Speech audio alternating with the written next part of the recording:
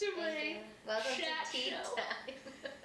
Welcome to tea time. Tea time with Margie and Amber. See, I could get on board with that. Yeah, it's good. You come from like a fairly big immediate family. Like, what are the best and worst parts about having multiple siblings? We have birds. Is it like Perfect timing for your question. so great?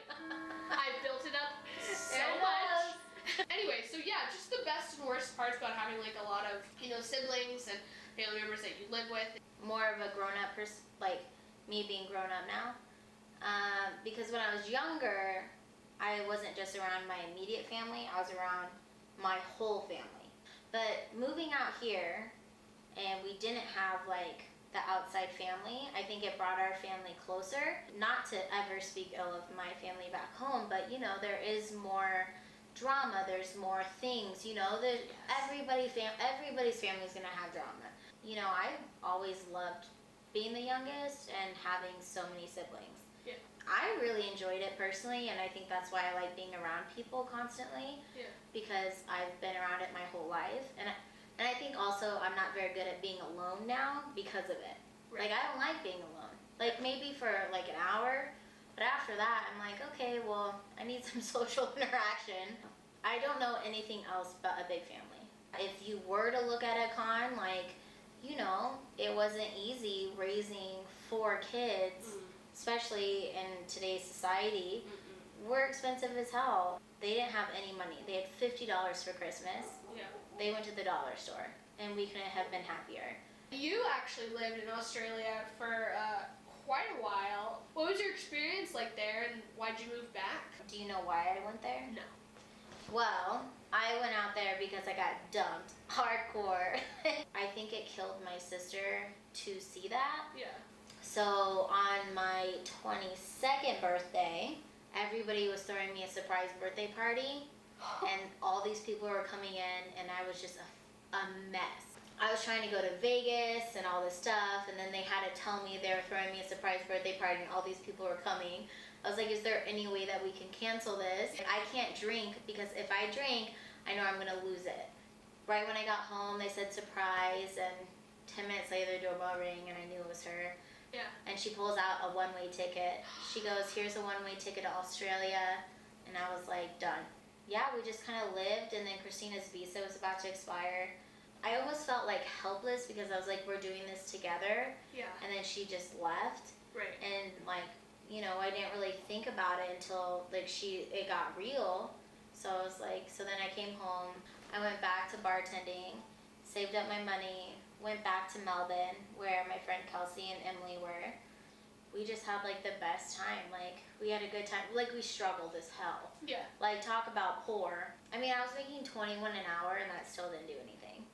I do have to say, my mom helped me out a lot. Yeah. When you get lost, you kind of find yourself, and I feel like that was the best thing for me in Australia, is I did get lost. I really, at that time, I was just like, I really want to work in a hair salon.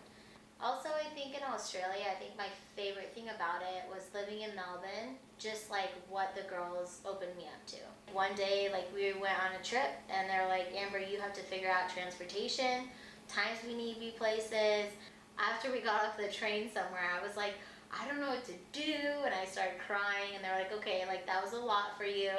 And they also opened me up to like, kind of like soul searching, and I did my first tarot reading, which, my whole life. So interested in that.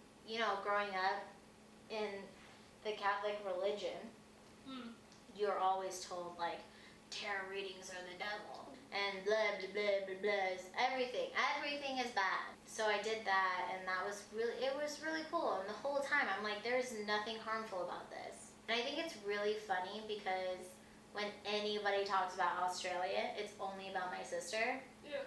Which is totally fine. I had a really good time in Australia, and it helped me build to be who I am today.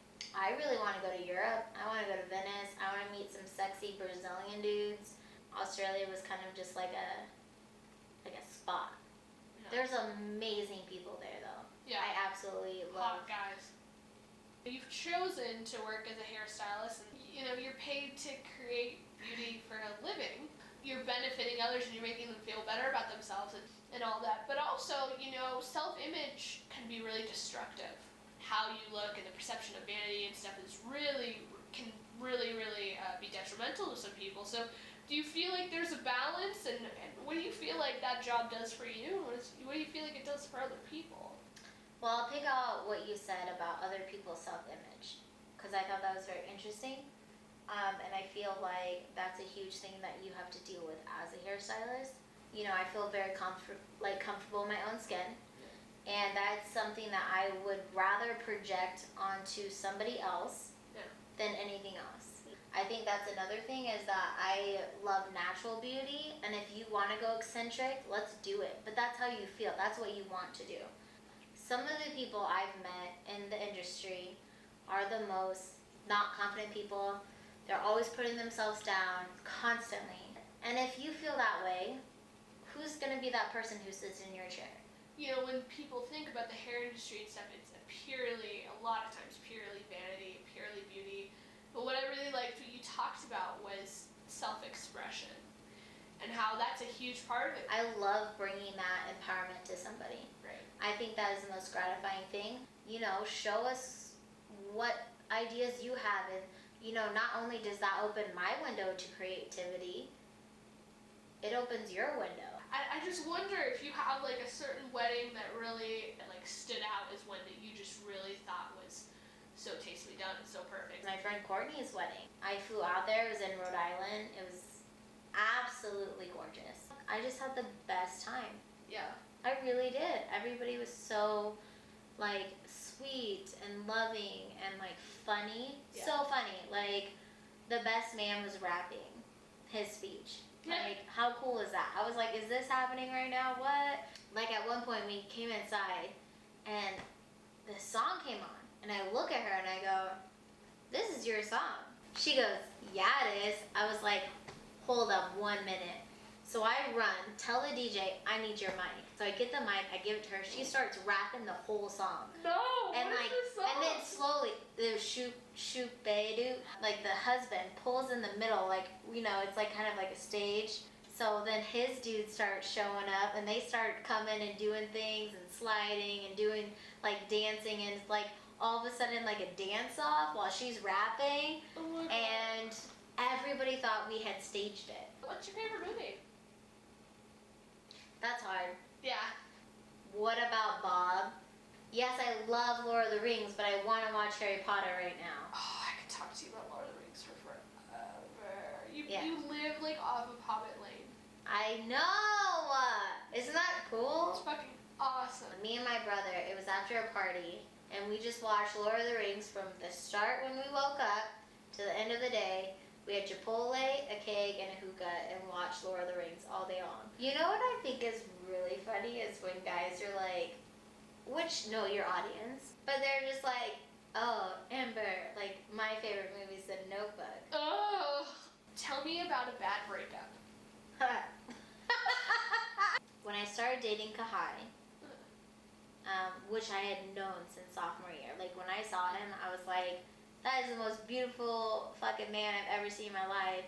You know, he was there for me. I loved him. I was throwing a house party, like welcoming my friends to my new place.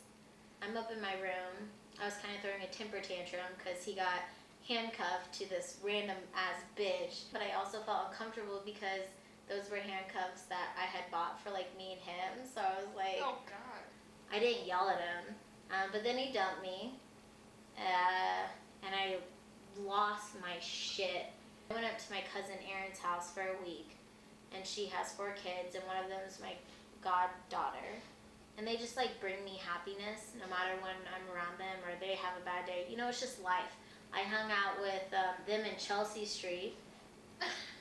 They're like these cool ass moms. You know, I moved on officially, finally, like in February from him. After he dumped me, he was like trying to hang out, and as my mom would say, he has no balls. Like, he has no balls, and that's not a man that I need because I have too many. Tell me about your favorite birthday. My favorite birthday, like my 16th birthday, it was on 7/7/7.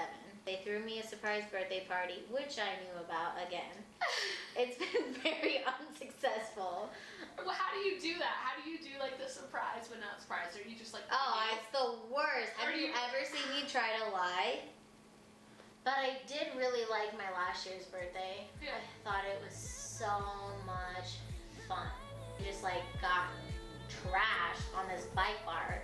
And of course I'm on cloud 9 because I'm a mermaid. Who wouldn't be excited?